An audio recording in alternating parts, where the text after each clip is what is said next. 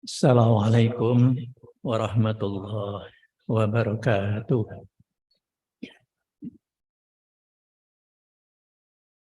Alhamdulillahil qawiyyil matin alladzi ja'ala dzikrahu hadaikal mu'minin. Asyhadu an la ilaha illallah al-malikul haqqul mubin wa asyhadu anna Muhammadan abduhu wa rasuluh shadiqul wa'dil amin. Allahumma shalli wa sallim wa barik ala Muhammad wa ala alihi wa sahbihi wa man ahya sunnatahu bi ihsanin ila yaumiddin. Qala Allah Ta'ala fil Qur'anil Karim, a'udzu billahi minasyaitonir rajim. Ya ayyuhalladzina amanu taqullaha haqqa tuqatih wa la tamutunna illa wa antum muslimun. Wa qala ya ayyuhalladzina amanu kutiba alaikumus syiyam kama kutiba alal ladzina min qablikum la'allakum tattaqun. Amma ba'd. Ibu-ibu, bapak-bapak, jamaah Arqamin wal Arqamat. Arqamin niku wong-wong sing seneng ngaji nang Arqam. Arqamat nggih wong wedok sing do seneng ngaji nang Arqam. Sedaya ingkang kula mulyakaken, ingkang dipun rahmati Allah Subhanahu wa taala insyaallah. Kita bersyukur pada Allah pagi yang cerah ini. Allah masih memberikan hidayah, petunjuk yang sangat penting bagi kehidupan kita. Dan dilengkapi dengan taufik, kemampuan kita untuk terdorong melakukan kebaikan. Sehingga hati dan kaki kita, tenaga kita bersatu untuk hadir di dalam majelis yang mulia ini. Semoga ini menjadi tambahan aset kita kelak pada yaumul qiyamah. Amin ya rabbal alamin. Bapak Ibu yang saya hormati, topik pagi ini karena sudah dekat sekali dengan Ramadan, mungkin sebelum ini juga sudah dikaji tentang Ramadan gitu. Kita mencoba untuk bagaimana cara kita mendulang Ramadan, karena Ramadan penuh dengan keberkahan. Syahrun Mubarak, bulan yang penuh keberkahan, penuh kebaikan. Yang akan kita kaji bukan fikihnya, tata cara puasa, syarat rukunnya, wajib sunnahnya, bukan itu.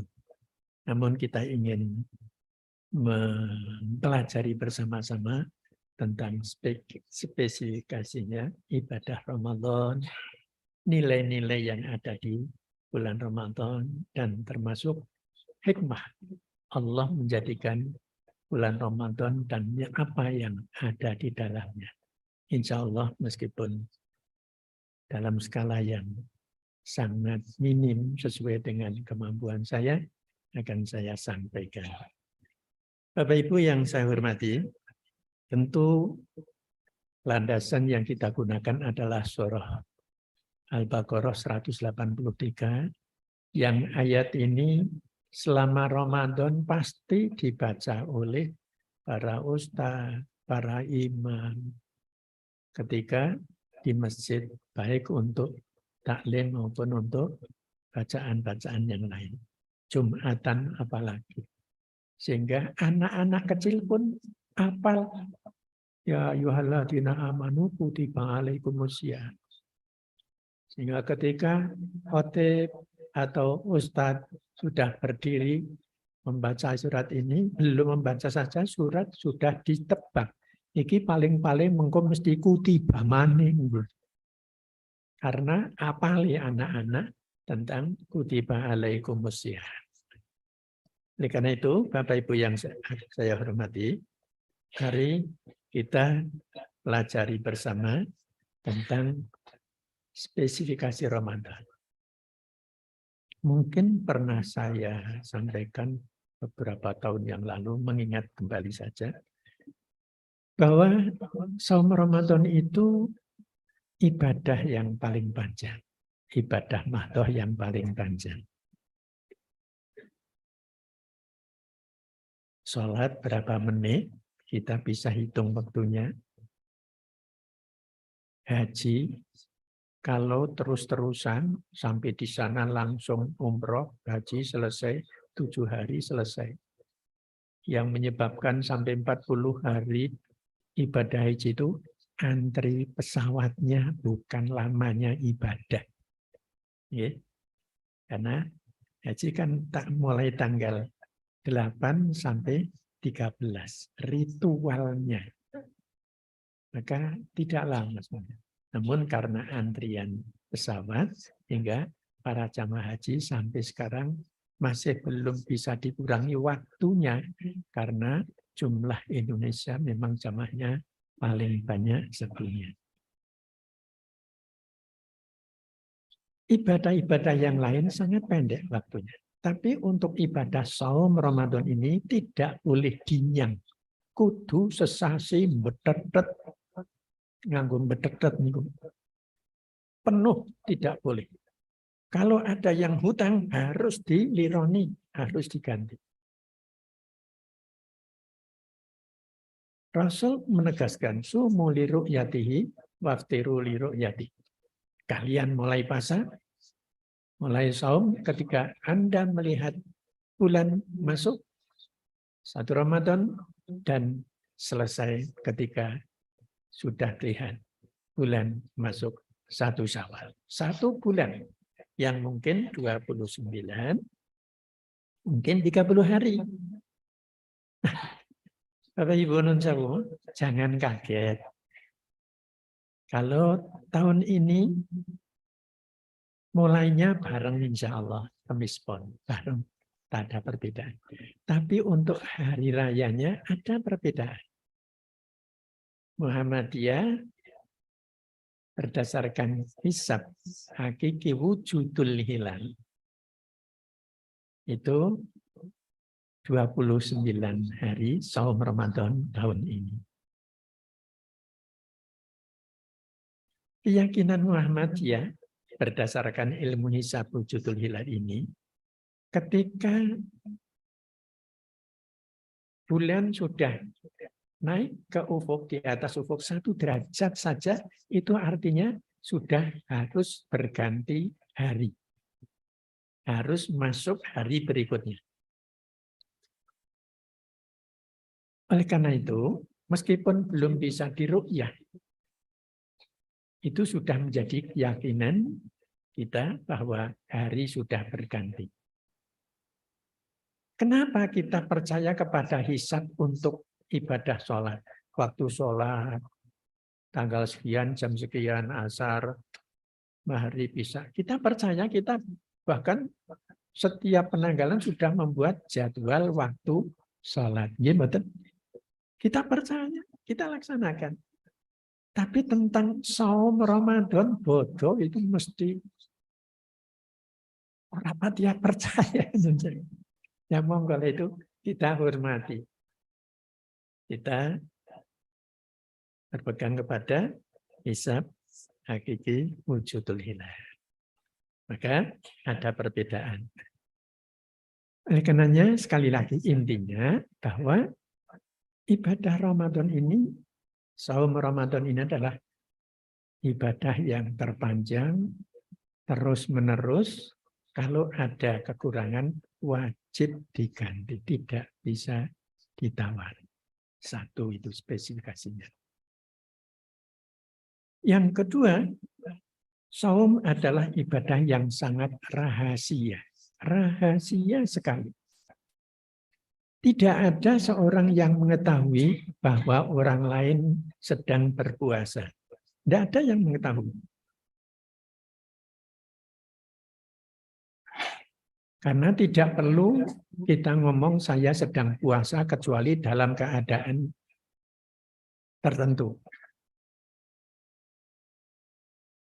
Dan ini oleh Rasulullah SAW itu ditegaskan bahwa karena kerahasiaan itulah maka Allah akan memberikan pahala tanpa batas. Unlimited. Amal-amal yang lain nampak orang bisa mengetahui, bisa melihat. Sedekah kelihatan. Malah dalam Muhammadiyah sering amal-amal jariah itu ditawarkan, diiklankan. Siapa yang akan 1 meter harganya 200.000 misalnya. Berebut. Orang tahu semuanya. Dan kita sudah tahu bahwa hal yang seperti itu dibolehkan oleh Allah. Di dalam surah Al-Baqarah. Nampak. Sholat nampak jelas. Apalagi haji. Belum berangkat saja, berbondong-bondong, tilik haji. Maka calon jamaah haji sudah harus membuka pintunya. 1 bulan sebelumnya biasanya sudah banyak tamu. Pintu senantiasa terbuka. Bagi yang akan datang mendoakan dan minta didoakan. Spesifik. Hebatnya haji di situ. Pada silaturahmi haji, yun dipun dongaaken kejawi ugi maringi donga.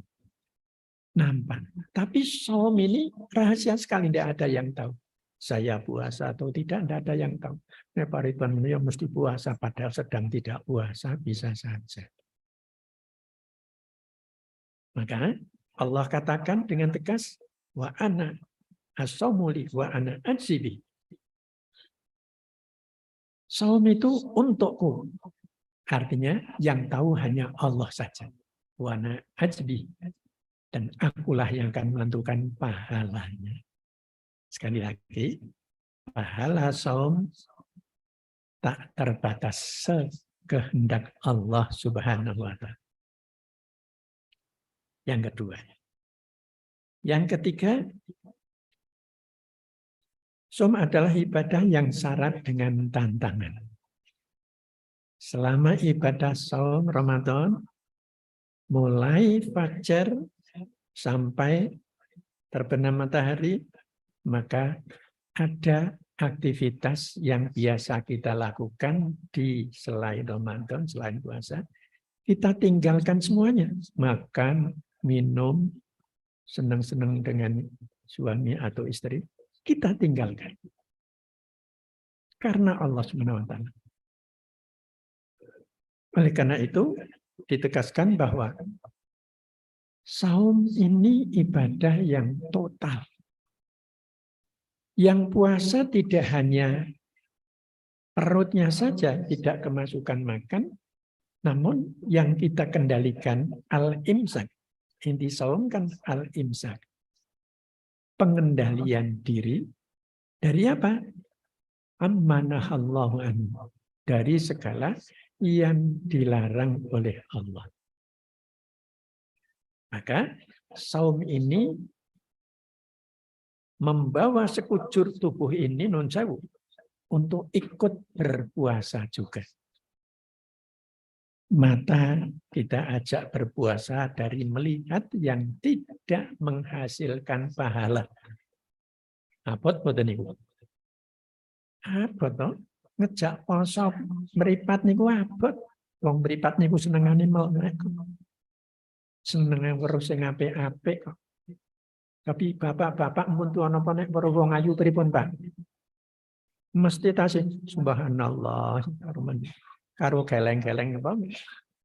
Tasih nunca. Itu memang mata. Insting mata itu seperti itu untuk melihat, apalagi yang rada aneh. Harus kita ajak berpuasa. Pikiran harus kita ajak berpuasa. Jangan berpikir buruk. Ngeres pikiran nih, jangan. Ramadan harus kita bersihkan pikiran dari segala pemikiran-pemikiran yang tidak baik. Telinga harus kita ajak berpuasa dari semua informasi yang tidak perlu kita dengarkan. Begitu kita mendengar suara perlu. Kalau itu tidak bermanfaat. Apalagi postingan-postingan melalui mata, melalui YouTube, telinga juga, video juga. Kita ajak berpuasa. Lidah ini yang biasanya paling senang untuk ngomong, kita kurangi. Faliyakul khairon auliyasmut. Nah, itu kita praktekkan selama Ramadan ini. Ngendika sing apik napa candle. Itu pilihannya. Supaya nilai saum kita ini meningkat. Oleh karena itu Rasulullah SAW mengingatkan banyak orang yang berpuasa, tapi begitu dia berbuka, tidak ada hasilnya. Ganjarane mrojol kabeh. Entek nggo gawe tombok dosane, mripat pikiran, lesan, telinga, tangan kan. Entek ganjaran. Banyak dosanya daripada pahalanya.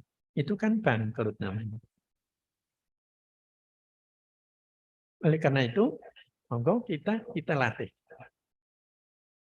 Mulai Sya'ban ini non-jauh kita sudah harus mulai terus berlatih untuk perbaikan ini. Itu salah satu di antara cara kita mempersiapkan diri menyongsong Ramadan. Mulai bersih-bersih.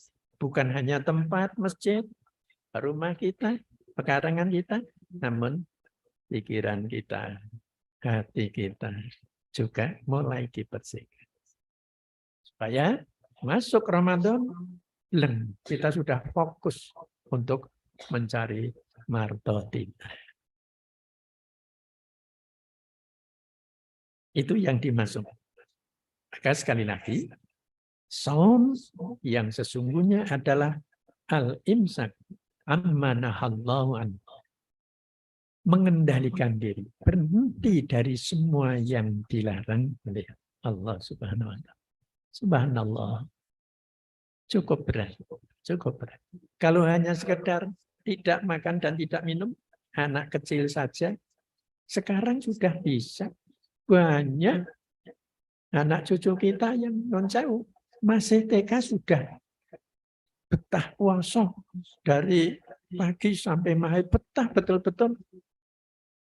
Anak-anak sekarang itu luar biasa, Bapak Ibu non-jauh.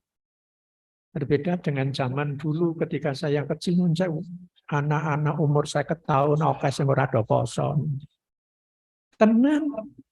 Di pasar itu kebek wong do marung. Padahal wis umure 50 tahun pun. Alhamdulillah kita bersyukur. Anak-anak kita meniru kita, sholatnya meniru puasanya. Kita tidak mentargetkan, tapi kita memberikan bonus. Yo, sedina 10.000, mboten napa-napa. Nek betah sesasi 300.000 atau 290.000 kalau besok ini 29. Tidak apa-apa untuk menyemangati anak cucu kita. Itu hanya berlaku untuk anak. Kalau orang tua tidak perlu begitu. Yang keempat, spesifikasi Ramadan ini adalah saum ibadah vertikal yang diakhiri dengan ibadah sosial. 1 bulan penuh kita puasa, kemudian kita melakukan, kalau tadi kan vertikal kepada Allah. Puasa Ramadan lillahi ta'ala, karena Allah. Ditutup dengan zakat fitrah, ibadah sosial, kedermawanan kita, kepedulian kita kepada sesama. Terutama bagi fuqara, masakin, anak yatim, dan yang lain-lain yang membutuhkan bantuan. Indah sekali. Ibadah ditutup nganggung ibadah. Dan jangan lupa, itu harus sudah diselesaikan sebelum kita melakukan sholat Idul Fitri. Jangan sampai terlewat. Karena zakat fitrah batal pahala zakat fitrahnya ketika kita berikan setelah selesai sholat Idul Fitri. Apa bedanya? Beda sekali. Karena zakat fitrah itu sasarnya adalah rotan lisoin, membersihkan kekurangan-kekurangan kita, dosa kesalahan kita ketika selama kita berpuasa, kemudian waktu matan lil masakin, memberikan makan, bantuan kepada para miskin. Jadi ada dua sasaran ganda sekaligus kita dapat kalau cara pemberian kita kepada fakir miskin dilakukan sebelum sholat Idul Fitri. Kalau sudah sholat Idul Fitri, maka hanya menjadi sodakotun minus sodakoh. Ya hanya pemberian biasa. Seperti sodakoh-sodakoh yang lain. Nah di situ bedanya. Maka sekali lagi ini harus kita pahami. Jangan sampai kita memberikan zakat fitrah setelah Idul Fitri. Insya Allah sudah biasa kita lakukan. Itu dari sisi spesifikasi Ramadan.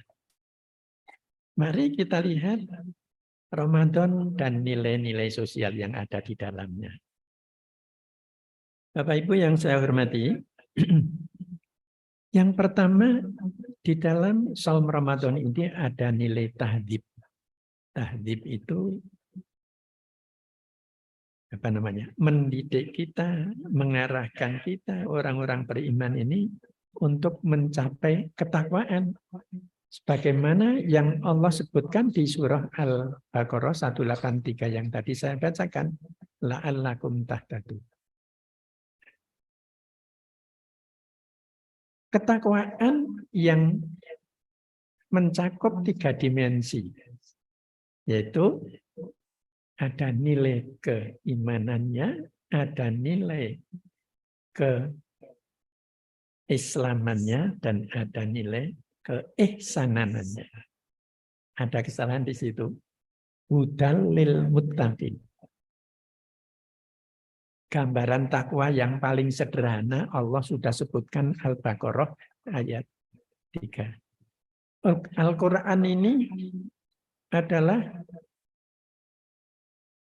kitab yang tidak ada keraguan sedikit pun. Artinya isi Al-Quran semuanya kebenaran al-haq dari Allah. Dan teruji dari mulai cara penulisannya, sejarah membuktikan dalam Al-Quran tak ada satu huruf pun yang di luar huruf-huruf yang disampaikan Allah kepada Nabi Muhammad Sallallahu Alaihi Wasallam. Tidak ada satu huruf pun, semuanya adalah turun dari Allah. Dan Al-Quran menantang para cerdik pandai, para profesor ditantang. Kalau meragukan Al-Quran, ayo buat satu ayat saja. Sampai sekarang tidak ada ahli bahasa Arab pun yang mampu membuat syair, pantun, yang apalagi menyamai. Mirip-mirip saja, tidak ada. Nah ini untuk apa? Hudal lil muttaqin. Di situ ada kesalahan. Yang benar adalah hudal lil muttaqin.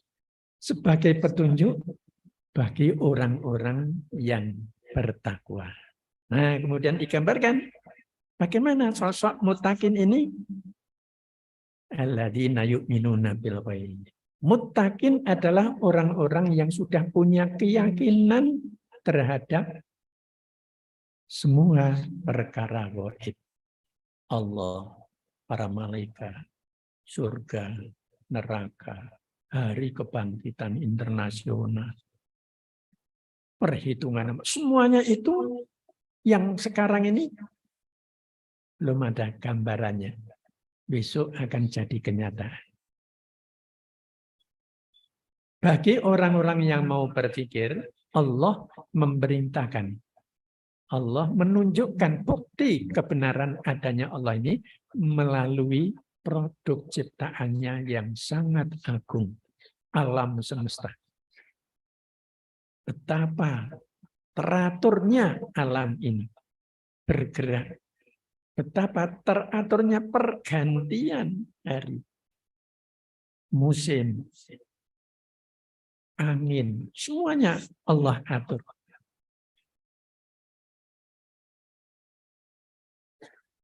Itu sebagai tanda keimanan kita. Tanda orang yang beriman ketika dia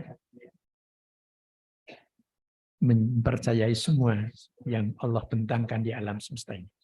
Maka ciri muttaqin ketika orang sudah meyakini semua yang tidak terlihat. Dan ini tidak mudah. Yang kedua, bukti keislamannya apa? Dimensi keislamannya adalah sholat. Dan ketika Allah berbicara tentang sholat, Allah Subhanahu wa taala menggunakan fi'il mudhari', present tense. Artinya selalu diulang-ulang. Yuqimuna sholat. Orang-orang muttaqin adalah orang-orang yang terus-menerus sholat. Terus-menerus sholat. Mboten dangdong. Apalagi sholat model beras. Nek kober karo waras. Mboten ngoten model. Muttaqin itu adalah ibadahnya stabil. Terus-menerus. Itu orang sholat yang sudah muslim, yang sudah muttaqin. Muslim banyak. Kalau sholatnya masih belum seperti itu, belum masuk kelompok muttaqin. Kayak muslim-musliman.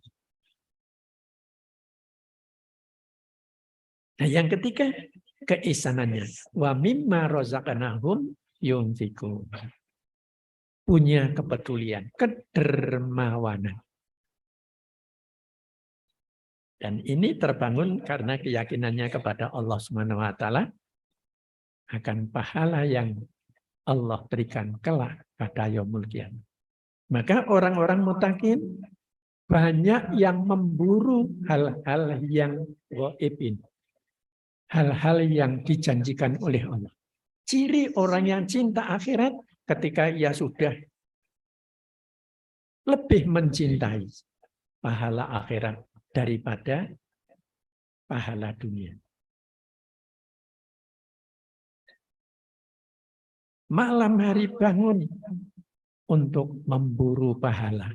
Bukan malam hari bangun untuk bal-balan dunia. Banyak kan? Banyak yang mampu bangun malam nih nonton bal-balan. Tapi tidak mampu bangun malam untuk tahajud. Nonton badan sing ngoten niku. Oke, malah ngoten niku. Janun sewu. Jam loro, jam telu, tangi karena bola, bukan karena Allah. Banyak orang yang nun sewu, selimute berarti setengah kilo, jadi setengah kintal ora kuat nyingkir ke selimut untuk bangun malam. Nah, maka orang-orang yang sudah senang memburu pahala akhirat, dengan infaknya, dengan amal sholatnya, apapun, tanda orang yang sudah muttaqin. Baik melalui sholatnya, melalui sedekahnya, melalui ibadah-ibadah yang lain. Karena sedekah itu tidak hanya barang saja, uang saja, tapi sedekah bisa dengan senyuman, sedekah bisa dengan bantuan tenaga. Sedekah bisa dengan pemikiran. Orang datang, piye kok aku kok ngene-ngene. Sumbangkan pikirannya untuk memberikan pertolongan, pencerahan. Banyak kita lakukan cara dengan sedekah itu. Ini sebagai tanda-tanda muttaqin untuk tingkat yang sederhana. Saya katakan sederhana karena pada surah Al-Baqarah 177 ada tanda-tanda muttaqin yang lebih berat. Monggo nanti dipelajari sendiri. Al-Baqarah 177 lebih berat. Ali Imran 133, 134, soyo abot meneh. Itu semuanya tanda-tanda mutakin yang Allah tunjukkan, ono sing dek, ono sing sedengan, ono sing abot man. Bahkan yang paling indah ketika Allah memberikan tanda mutakin itu, ketika seseorang membaca ayat Al-Quran, kemudian kharru sujjada wa bukiyah. Dia sujud menangis karena imannya kepada Quran. Membaca ayat sajdah, kemudian sujud. Naminipun sujud napa, Pak? Sujud tilawah. Ibu-ibu sampun nate dereng, Bu? Nggih, wonten sing sampun. Monggo dipun kulinakaken. Ketika kita baca Al-Qur'an, ada sujud tilawah tanda-tandanya, ayat sajdah itu tanda-tandanya, ada apa? Gambar kubah menara kecil itu. Nah, itu tanda itu ayat sajdah. Kita disunahkan untuk sujud. Sajadah wajhiyah, terus Pak, lilladzi khalaqahu wa syaqqa samahu wa basarahu. Nah, ikhwatihi ada barakallahu hasanul khaliq.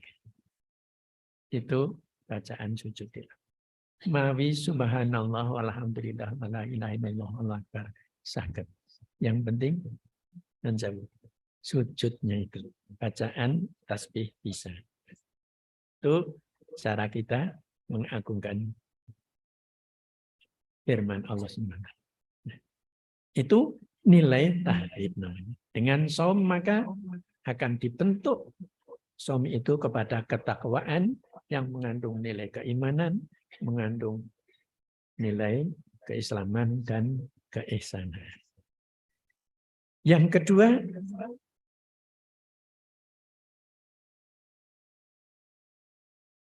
nilai takdib. Takdib ini apa? Takdib itu ngajari kita merubah kebiasaan buruk menjadi baik. Pembentukan karakter. Rehabilitasi moral. Mental. Intinya itu. Oleh karena itu, Rasulullah SAW memberikan contoh. Ada beberapa contoh yang redaksinya hampir sama. Intinya adalah bagaimana ketika kita suami ini kemudian kita melakukan perubahan. Seperti tadi yang saya jelaskan di awal. Tidak hanya berpuasa perutnya saja, namun akhlak kita juga harus berubah. Sampai Rasulullah mengatakan, "Faidakana yaumu shaumi hadikum fala yarfuth." Di hari ketika Anda semuanya sedang berpuasa, kata Nabi, fala yarfuth. Jangan ngomong yang tidak pantas, ngomong yang jorok, apalagi ngomong yang menyakiti orang lain, mendolimi orang lain. Hentikan itu. Lisan kita harus bagus. Hentikan dari semua yang bersifat jorok. Wala yaskhab. Jangan membuat gaduh dengan tulisan-tulisan kita, dengan ucapan-ucapan kita, sehingga orang lain merasa tersinggung, sehingga membuat gaduh situasi. Itu artinya orang yang menimbulkan masalah dengan kalimat-kalimatnya, kata-katanya. Wala yujhal. Jangan berbuat bodoh. Melakukan sesuatu secara bodoh ketika dia langsung berbuat tanpa dipikir akibatnya. Mario Dandi. Tepan, Bu? Terkenal kabeh nggih. Mario Dandi. Bocah tegelane pul-pul. Nendang bocah sing wis ora berdaya ngono ancang-ancang peng. Dereng sadar ngantos seperti sampun tuwi dereng. Cukup dalam berita saya. Tapi itu tanda sebenarnya. Intinya adalah sampai begitu tegelnya dia melakukan kejahatan terhadap orang yang sudah tidak berdaya. Ini jelas ada yang salah dalam kepribadian.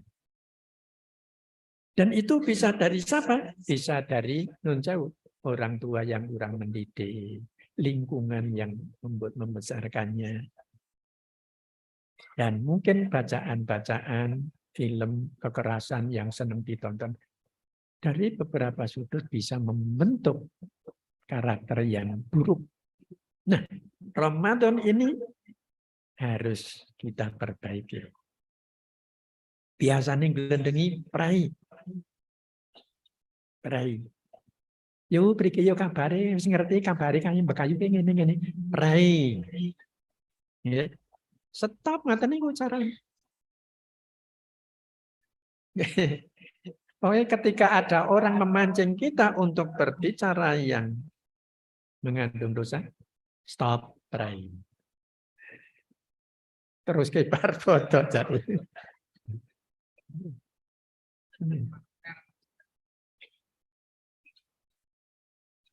Ampun. Karena memang non jauh hasil puasa Ramadan ini akan kita gunakan sebagai modal hidup setahun yang ke depan. Non jauh hasilnya. Nek Ramadan ini bagus banget, kudune setahun berikutnya jadi apik terus. Mboten rapelan kaya wae. Iku namung guyon mawon. Yo saiki terus oleh gelut mboten ngoten. Tapi memang kita harus merubah perilaku sehingga menjadi orang baik betul. Sikapnya menjadi 1 tahun, perubahan betul ini. Itu namanya keberhasilan kita mendulang nilai Ramadan. Jadi saya ulangi, taktik itu memperbaiki akhlak kita. Termasuk kita diperintah untuk sabar. Sekalipun kita ketika Ramadan ini ada tantangan untuk berkelahi, apalagi ancaman yang membahayakan uncamu. Bakuli ini soin, aku kayak poso, kayak orang melayani perpaduan. Jelas kemauan, aku kayak perai poso. Mohlah nekon ngomong-ngomong sing ora bener gitu. Karena kita ingin berubah. Itu penting sekali. Karena aspek-aspek itu yang banyak dilalaikan orang. Sehingga Rasulullah SAW mengingatkan kita. Kamin sa'imin laisalahu min syami hilal ju'i wal atas. Betapa banyaknya orang-orang yang berpuasa, tapi dia tidak mendapatkan sesuatu kecuali hanya lapar dan haus saja. Sedina mbedet wit isu tekan maghrib, ganjarane entek. Yang tinggal hanya lapar dan haus. Karena banyaknya kesalahan-kesalahan yang dilakukan ketika sedang melakukan saum puasa. Hati-hati. Jangan sampai pahala yang sedang kita cari ini justru ambrol brotoli karena kesalahan kita. Akhlak, kuncinya di akhlak. Dan Rasulullah SAW mengindikasikan kesempurnaan itu bukan pada sholatnya sing nun sewu, sembahyang subuh, rong rekangat nganti setengah jam, bukan itu. Tetapi ahsanuhum khuluqan. Akmalul mu'minina imanan ahsanuhum khuluqan. Mukmin yang paling sempurna imannya ketika dia penampilannya bagus. Jadi kita bisa melihat siapa saja orang yang tampil bagus karena iman, itulah kesempurnaan iman yang tinggi. Dan monggo kita bersama-sama berlatih. Terus berlatih. Berlatih untuk memperbaiki diri. Sampai kapan? Sampai mati. Sehingga mati pun kita harus mati dengan baik. yaitu husnul khotimah dengan mengatakan la ilaha illallah. Targetnya itu sampai ke sana. Jadi kebaikan-kebaikan yang sudah kita tumpuk, sudah kita tulang setiap hari, setiap saat itu adalah untuk menutup akhir hayat kita. Harus dengan husnul khotimah. Kita mohon kepada Allah seperti itu. Dan itu hanya bisa diucapkan ketika kita sudah membiasakan untuk berperilaku yang baik. Ibadah yang tertib. Ikhlas. Sangat besar harapannya kepada Allah. Insya Allah. Baik. Yang ketiga, nilai tadbir. Loh, ini pun kantor 5 menit. Padahal masih satu. Nilai tadbir adalah perubahan juga. Perubahan sikap, kebiasaan-kebiasaan ini juga menyangkut akhlak juga sebetulnya. Dari sifat bahimiyah menjadi sifat malikiyah, malakiyah juga bisa. Bahimiyah itu satu kewan. Perilaku hewan bagaimana? Hidup hewan itu hanya untuk makan, minum, dan seks. Itu sudah. Jadi kalau kita hidup hanya untuk senang-senang hidup di dunia, makan, minuman, pelesiran, seks, ya tidak ada bedanya dengan ayam, kambing, hewan. Tidak ada bedanya. Coba, kalau penjenengan yang punya ayam, punya jago, begitu kandangnya dibuka, yang keluar pertama, jago mesti kloro, petenteng terus kloro. Terus dia menanti sapa sing metu dhisit, terus langsung diburu. Wis sedap, selak kebelet ngonceng. Iya, mbok nih metu diburu, ponakane buru, anake buru, ndak peduli. Karena haus seks.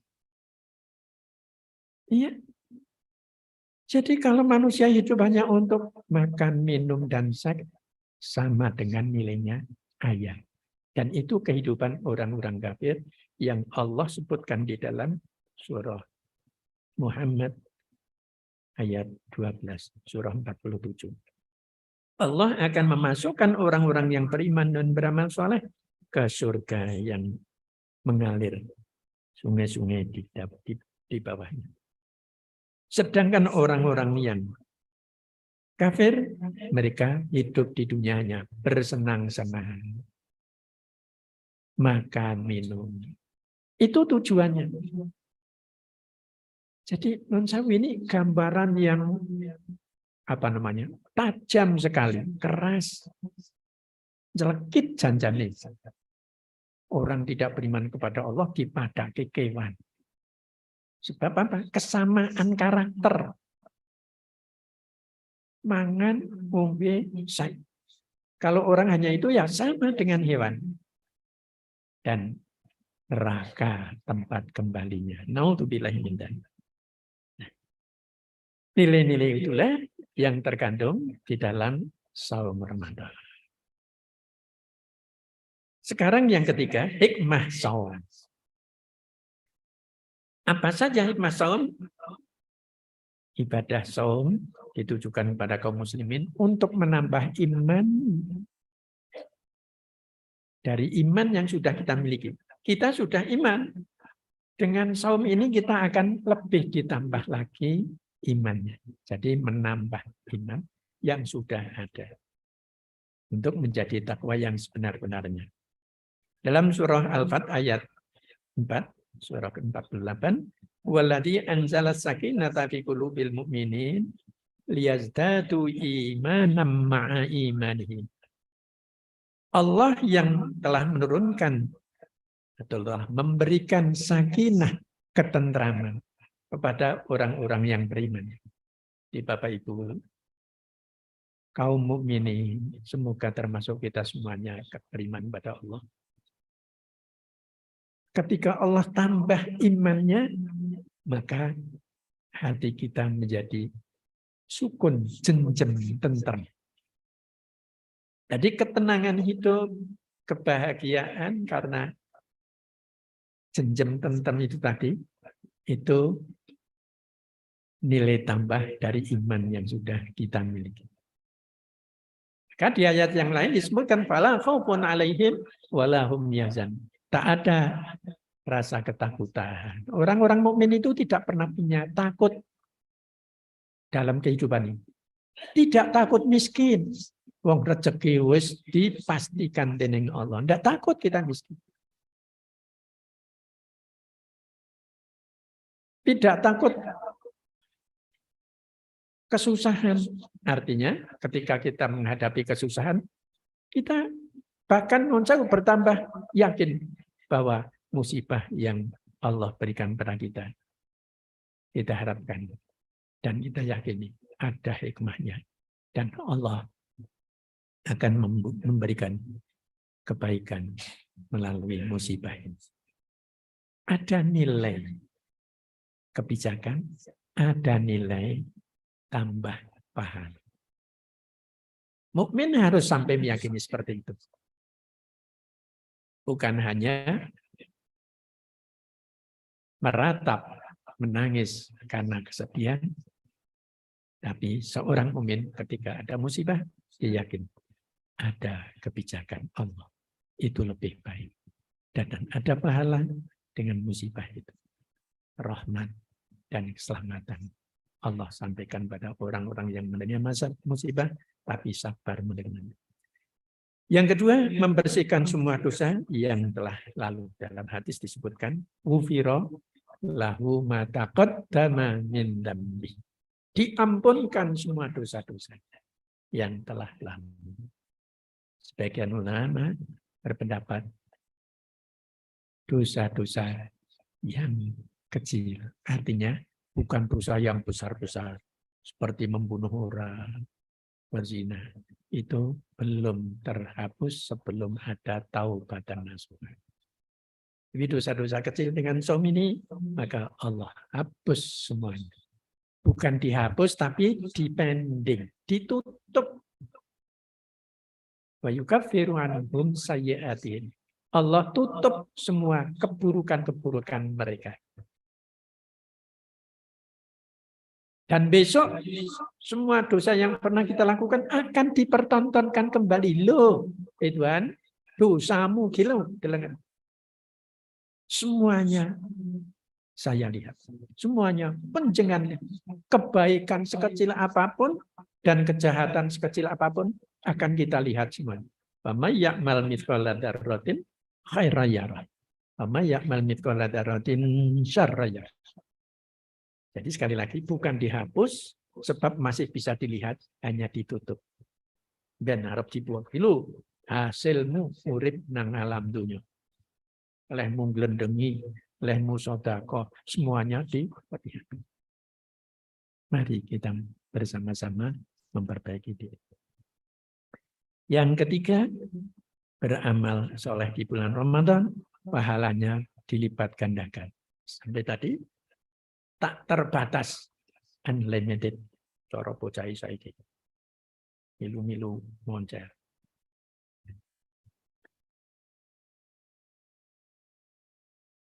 Dengan saum kita memiliki benteng yang kuat, benteng moral. Tidak mudah ikut-ikut yang buruk karena kita sudah memiliki kekuatan mental. As-saumu junnatun. Jadi seperti benteng yang menolak semua keburukan-keburukan yang akan mempengaruhi kita, insya Allah. Yang keenam, pada hari kiamat, saum dan Al-Quran akan menjadi syafi', memberi syafaat kepada kita, akan memberikan pertolongan kepada kita. Hadis riwayat Ahmad. As-saum wal Quran yusyafa'ani.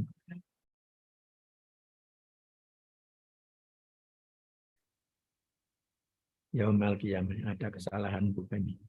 Yusyafa'ani. Al-abdu itu. Yusyafa'anil abda yaumal qiyamah.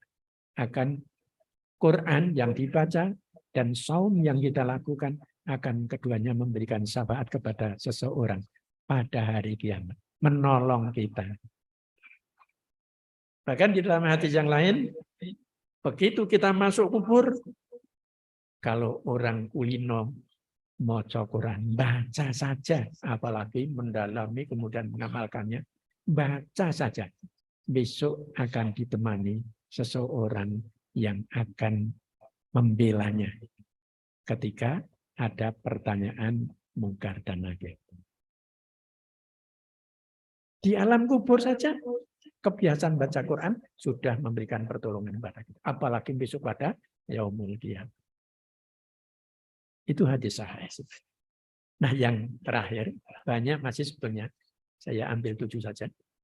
Dari sisi kesehatan, Al-Quran pun, saum pun memberikan dampak yang sangat positif. Ini menurut penelitian Profesor Yoshimori dari Jepang dengan teori autopaginya. Jadi ternyata badan kita ini kan jadi dari jutaan sel. Nah, ketika kita berpuasa,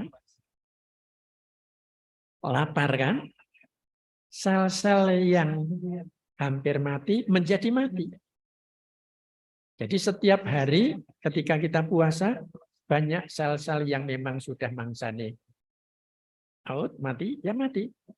Dan sel-sel yang masih hidup akan memakan sel-sel yang mati tadi. Jadi ada proses sel yang hidup memakan sel yang mati. Dengan demikian, badan kita menjadi bersih dari sel-sel mati yang merupakan racun untuk tumbuhnya penyakit di dalam badan kita. Itu secara klinis.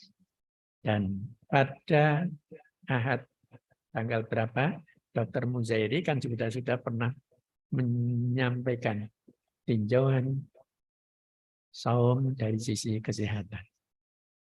Subhanallah.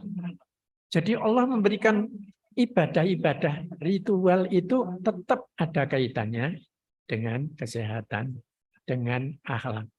Hampir semuanya ibadah ini mengandung nilai-nilai akhlak dan kesehatan. Saya kira itu saja secara sepintas lalu, mudah-mudahan ada manfaatnya. Ada pertanyaan satu saja? Ye, monggo Pak.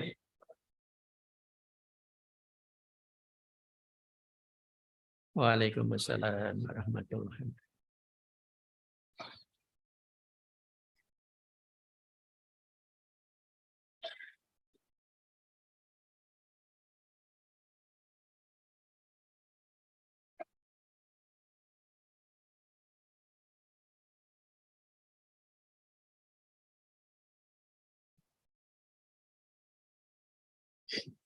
Assalamualaikum warahmatullahi wabarakatuh. Mohon tanya Bapak berkaitan dengan ketentuan-ketentuan iktikaf di bulan suci Ramadan. Ini bagaimana, apakah iktikaf itu harus selalu di dalam masjid atau boleh pulang, umpamanya ada keperluan mandi atau membuang hajat? Itu bagaimana Pak? Mohon untuk bisa diminta penjelasan. Terima kasih. Assalamualaikum warahmatullahi wabarakatuh. Waalaikumsalam warahmatullahi wabarakatuh. Bapak Ibu yang saya hormati, iktikaf itu memang di masjid. Dan masjid ini non sewu, ada yang besar, ada yang kecil. Sayang, masjid kecil untuk di Indonesia dijenengi musola langgar. Sebetulnya masjid. Jadi tempat ibadah yang memang dikhususkan untuk beribadah sholat itu namanya masjid. Maka iktikaf itu memang harus di masjid. Kalau ada keperluan ke belakang atau ganti pakaian, mandi, boleh saja, tidak masalah. Kemudian setelah itu kembali lagi ke masjid untuk meneruskan iktikafnya. iktikaf itu muhasabah dan dzikir. Dzikir dan muhasabah. Di dalamnya ada doa permohonan kepada Allah. Rasulullah setiap mendekati, bahkan mulai sepertiga yang terakhir di bulan Ramadan, selikur sampai selesai, itu sudah terus memperkuat ibadahnya dengan iktikaf. Di masyarakat kita masih belum membudaya. Hanya beberapa masjid yang sudah mengembangkannya, termasuk Arkom ini sudah mengembangkan bagaimana beriktikaf. Monggo, itu bagus sekali untuk bapak-bapak. Tentu saja jangan melupakan kebutuhan untuk dapur di rumah tangga masing-masing. Jangan sampai mergo iktikaf kendile jomplang, jangan sampai. Ya. Jadi kebutuhan tercukupi, iktikaflah. Kalau kebutuhan belum tercukupi, cari kebutuhan. Itu lebih utama untuk mencukupi kebutuhan keluarga. Gitu, Mas. Cekap ibu-ibu pada nonton, mungkin satu lagi. Waalaikumsalam.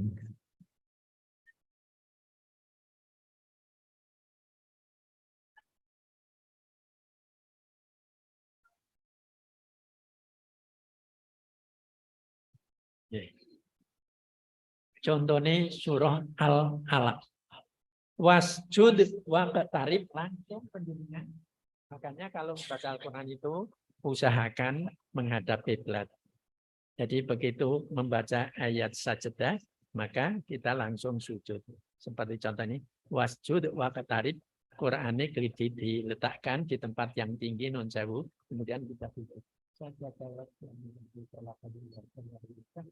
Dan seterusnya. Kemudian selesai, itu namanya sujud tilawah. Sebaiknya tersendiri